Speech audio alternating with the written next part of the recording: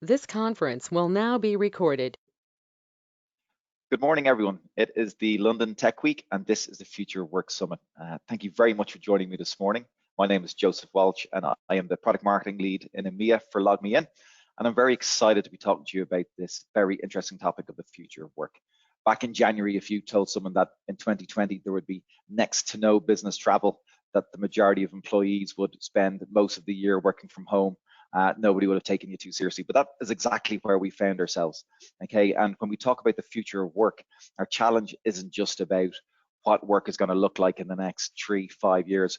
What's work going to look like next week, next month, January, February 21? How are we going to evolve as we find ourselves at the midst of a crisis? Amongst this uncertainty, however, we do think that there is one thing that will remain constant, something that we've learned over the last 6 months, and that is the benefits of anywhere working. Okay, the value that employees have experienced by not having the restrictions of needing to be in the office Monday to Friday, 9 to 5. It's because of that at LogMeIn, we believe you must consider a permanent shift to anywhere working in order to remain competitive as an organization.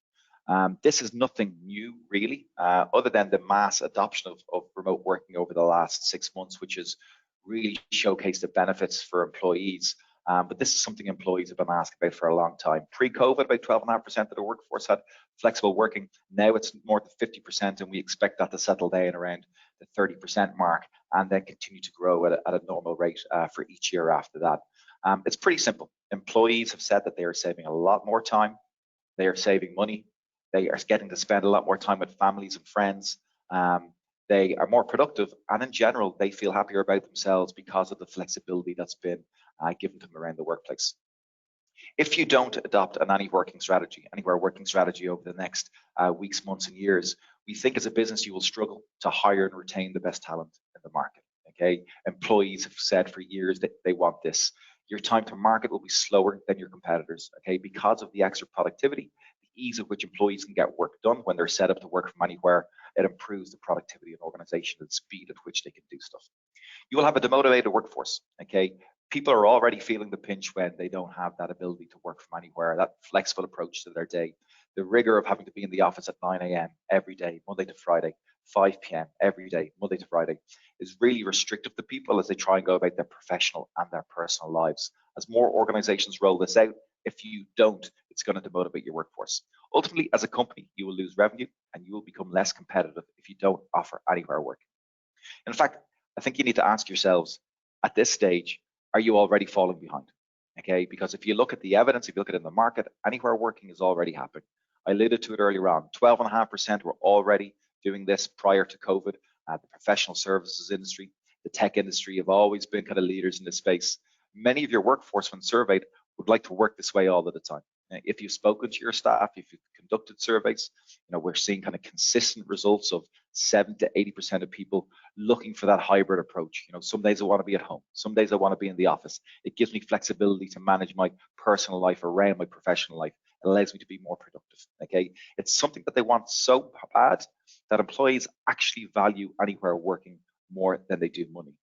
Time and time again, we've seen research from a number of different sources saying that employees will be willing to take a pay cut to have that opportunity to work from wherever they feel they need to work. And of course, the environment and the workforce, they can all do without the commute. Okay, people are spending more time, as I said earlier on, with their friends and family. They're actually spending more time at work, which is increasing their productivity. And the environment is benefiting immensely from the decreased traffic at rush hour in the morning and the decreased traffic of rush hour in the evening. And in fact, you need to think, how's your business going to be perceived if you don't offer anywhere working?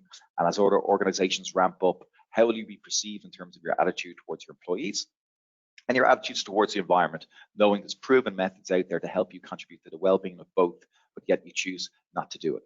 Okay, so for those reasons, we think it's paramount that organizations put together an official approach to anywhere working.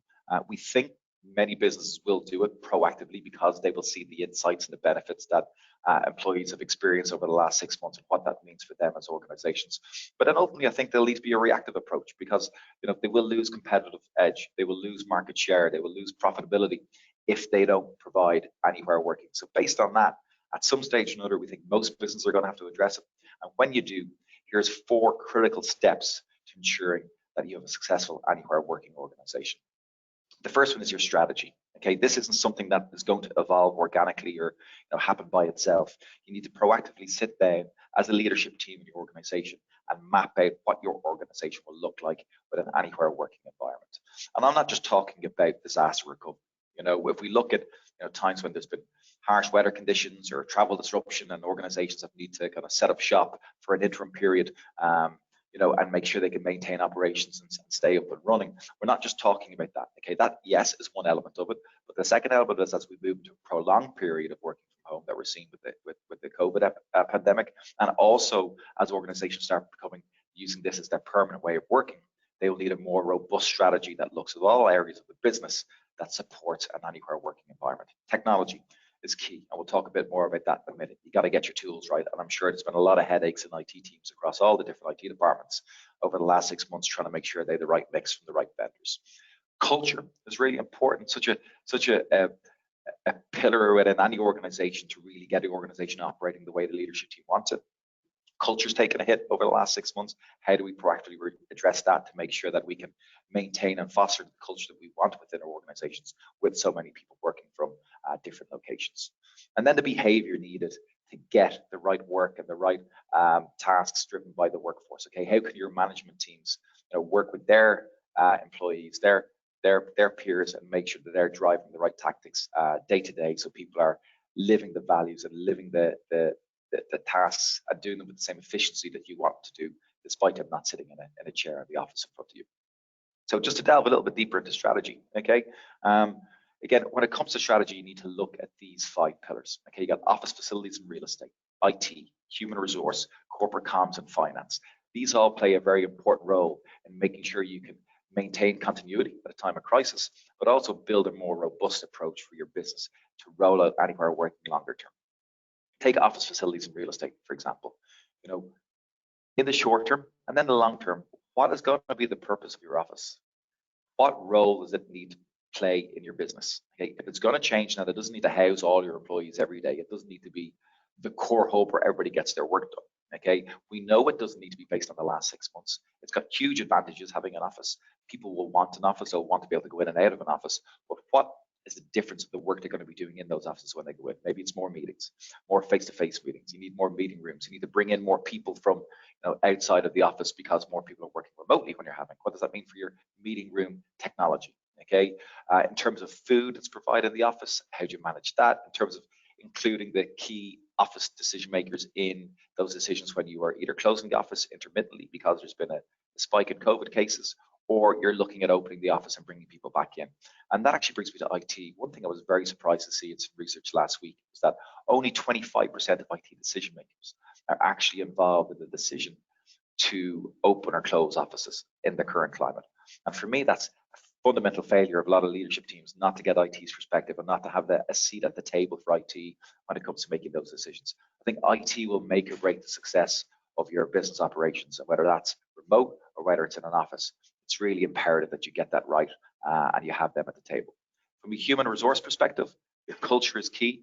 What kind of policies does HR need to put in place, to help people manage remote workforces, to help people maintain a level of culture and behavior that is appropriate within the organization, to gauge the level of happiness and sentiment from the employees in terms of how they feel about working for organization. Sometimes you can walk into an office, you can feel the energy, you can feel the vibrancy, or you can feel that it's a little bit flat. You won't get that when everybody's not working in the office. So HR need to make sure they have robust ways of measuring that and then acting on it to drive the right behavior that they deem appropriate.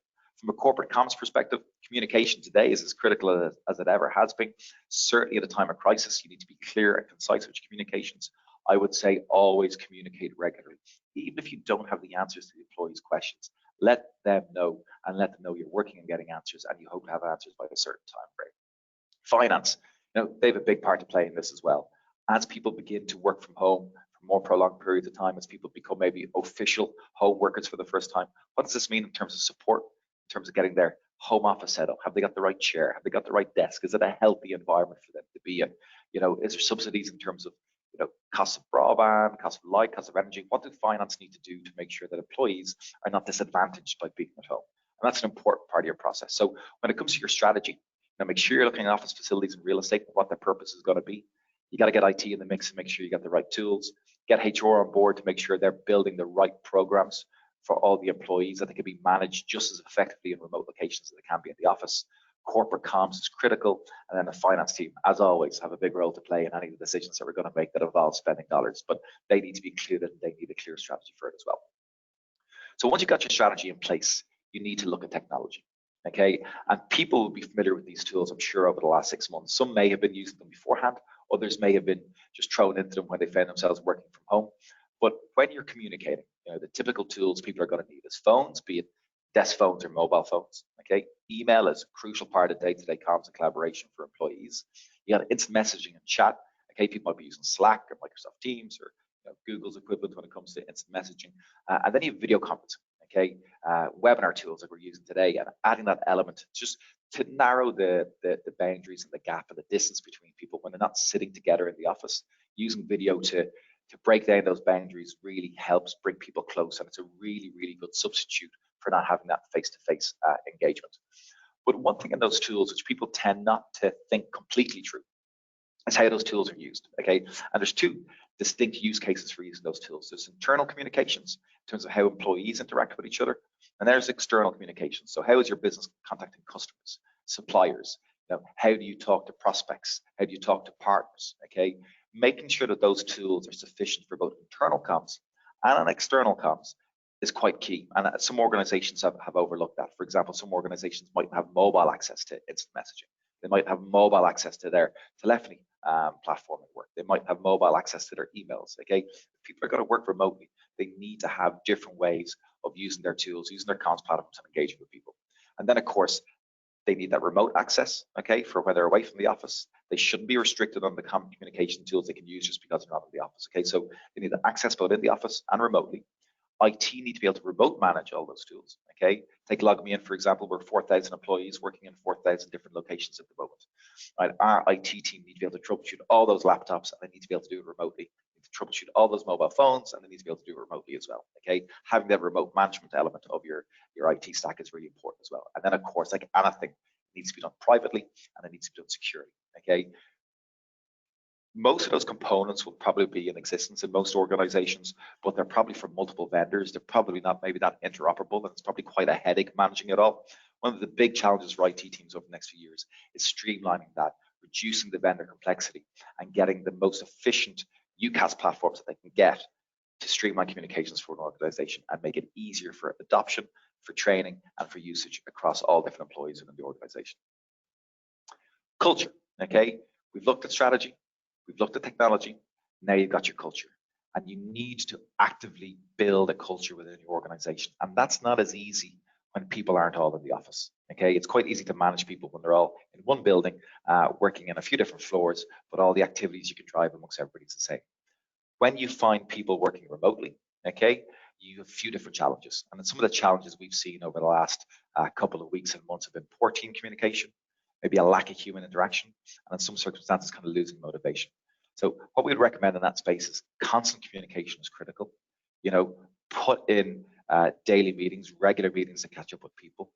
Always make sure that they are constantly encouraged and acknowledged for work that they're doing. There's always feedback. There's always a feedback loop to let people feel comfortable that, yes, their work is being identified. People see that they're doing it. It's being received across the organization, and that to continue working in the way that they're working, or maybe to make changes that they might need to make to be more effective in the organization, okay? Some suggestions, again, overall from a HR perspective, is looking at things like setting company guidelines around communication tools, okay? What to use when. Sometimes instant messaging channels can be used for official kind of communications, which might necessarily be the best thing to do. Look at things like company town halls, using webinars, using video conferencing, to get a message across from an organization. Try and control that conversation as much as you can, and inform your staff on, what tools to use when. I would always use video when doing your team meetings, when you're going to be hosting one-to-ones. Always create that visual connection with people. It goes a huge amount to helping understand the mood and the kind of position someone finds himself in. If they're working from home, how are they feeling? What's their vibe like? I think that's an important part of any comms. Also looking at the different nuances around performance management for people that are working in remote scenarios, okay? Punctuality is no longer a measurement for how to judge someone, okay? It's all about quality of work. It's all about, you know, the consistency and effectiveness in how they go about their work. You know, some people often get applauded for being a chirpy person around the office, for being full of enthusiasm, full of energy. That's kind of not really longer a measurement for people if they're working from home, if they're working remotely. So do look at kind of how is the best way to do performance reviews for people across an organization. Encourage goal alignment, you know, with specific company strategic initiatives. This is really important, okay? People's jobs need to be mapped against the overall objective of the organization. It makes them feel included, it makes them feel like they're contributing, and then it also makes it easier to measure and to manage back. And then also for your management team, you know, it's the first time they are going to be managing kind of so many people working remotely. It will be a consistent part of management from here going on. So make sure they solicit help from upper management when they need it. Okay, make sure they're not afraid to ask out and not afraid to ask for help when they find themselves in a position that they're unfamiliar with or that they find a bit challenging.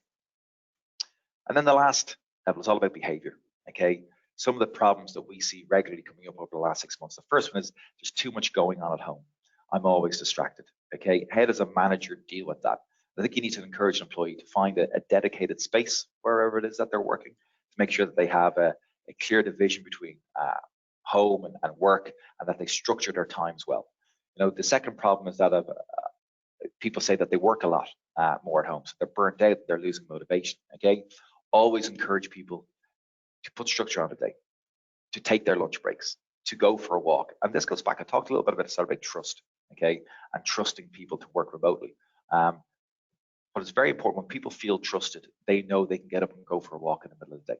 They might take 20, 25 minutes to go get a coffee when they're in the office, right? It's okay if they're at home to go for a walk, to spend 30 minutes outside. Yeah, they might feel that they're kind of, you know, on the DOS a little bit and kind of evading work, but it's an important part of mental health, and it's an important part of getting through your day is ensuring you take the breaks at the right time. I feel lonely and I don't feel close to my team. Okay, these are other challenges that we hear quite regularly, and sometimes, you know, people that we meet day to day in the office, they mightn't come across our paths where we're going about our day-to-day work. Okay, we might work in different teams and different divisions, and we don't have the same camaraderie as we have when we're working from home. You know, again, create regular check-ins, virtual coffees, you know, have a kind of virtual happy hour where people just get together, play some trivia, do some games, do the kind of stuff you do in the office as well, just try and do it virtually to help bring people closer.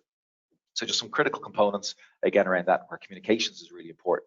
You know, establish structured daily check-ins with staff and teams, particularly on a kind of one-to-one basis. So you know that people are feeling good about the work, that they know they're working on the right things, and they feel confident that they go in the direction that they're heading. You know, from a communications tool perspective, make sure everybody has access to a bunch of different tools. Don't restrict it to just one or two, because each tool has its different use cases, provides its different advantages. And then don't forget to have fun. Okay, that's actually really important. It's something that we try to do a lot of Log Me In. We still had our virtual beer cart at the end of every month where people get on a call and have a beer. We have virtual coffees, you know, and we've done a few fun things around the office where we've used Slack to promote competitions around pictures of people's workspaces and stuff like that, and put us some prizes on it. It's really important to try and maintain that within an organization. So to wrap and to summarize what we've just gone through over the last 15 minutes, and again, thank you everybody for your time today. But based on what's happened over the last 6 months and where we expect the future of work to be, both next week, next month, and next year, we think if anything that you can bank on anywhere working being a crucial part of that. Okay, you must consider a permanent shift in your organization to anywhere work, and to do that, you'll need to look at your strategy, you need to look at your technology, you need to look at your culture, and you'll need to look at your behavior. Okay, and I'm here to answer anybody's questions that they might have over the next few minutes or so, and always feel free to keep them coming afterwards if you have them too. So thanks very much for your time. Enjoy the rest of the summit, and we'll speak again soon.